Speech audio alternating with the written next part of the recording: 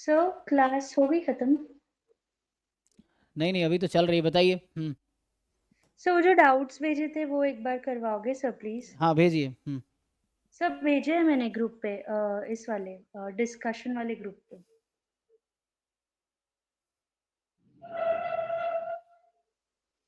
क्या डाउट है, कहाँ से, 13 से स्टार्ट करें?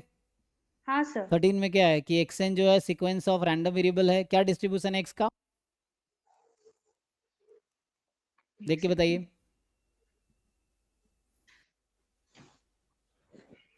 एक्स का डिस्ट्रीब्यूशन क्या है, मतलब कौन सा डिस्ट्रीब्यूशन है वो? सर वो 13 वाले में गैमा है ना? गामा क्या पैरामीटर क्या है? उसमें लोकेशन पैरामीटर जो है वो है 3, और स्केल पैरामीटर 1 है, मतलब अल्फा 3 बीटा 1।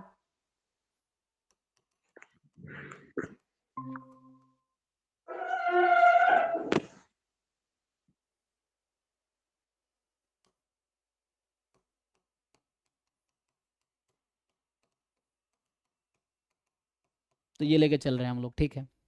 आपको सेंट्रल लिमिट थ्योरम आता है? हाँ सर। तो क्या दिक्कत है इसमें?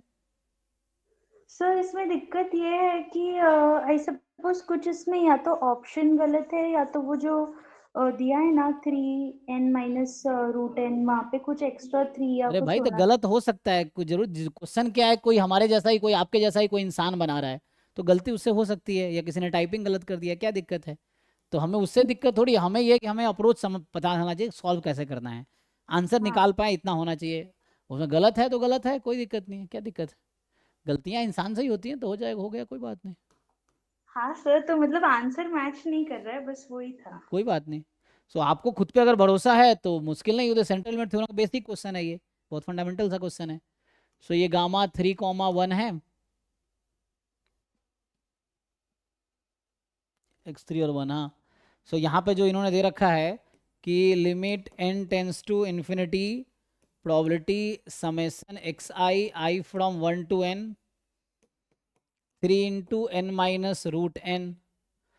सो समेसन इसका बताओ ई एक्स क्या होगा यहाँ से, what is the E X, एक एक्स आई का कितना है एक्सपेक्टेशन? 3n। सो यहाँ से जो ई एक्स आता है इस पीडीएफ में, अगर हम देखें तो इसका जो एक्सपेक्टेशन हम लोग लिखते हैं इस वाले पीडीएफ में, ये आता है अल्फा अपॉन बीटा, यही आता है। हम्म। सो यहाँ से अल्फा अपॉन बीटा, सो ये एक्स आई का मीन 3 हो गया, तो समेसन एक्स आई का 3n होगा। तो यहाँ से limit n tends to infinity summation X i -3n upon, अब इसका वेरिएंस कितना है एक्स आई का? 3n ही आएगा, मतलब वेरी हाँ, समेशन एक्स का तो 3n है। अल्फा अपॉन बीटा स्क्वायर, तो यहाँ पे ये 3 आएगा, तो यहाँ √3n होगा। या तो देखो, दो तरह की चीज़, या तो क्वेश्चन गलत है या आपने कैलकुलेशन गलत किए होंगे, क्वेश्चन आसान है, ये चीज़ है।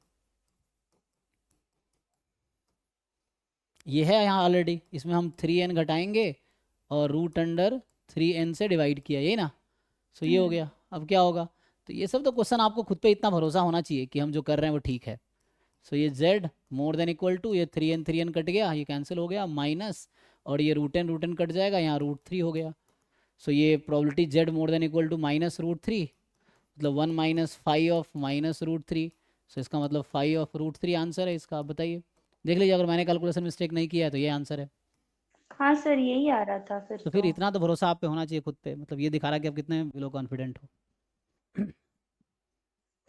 ठीक है सर। सर एक और था, वो 14th वाला क्वेश्चन।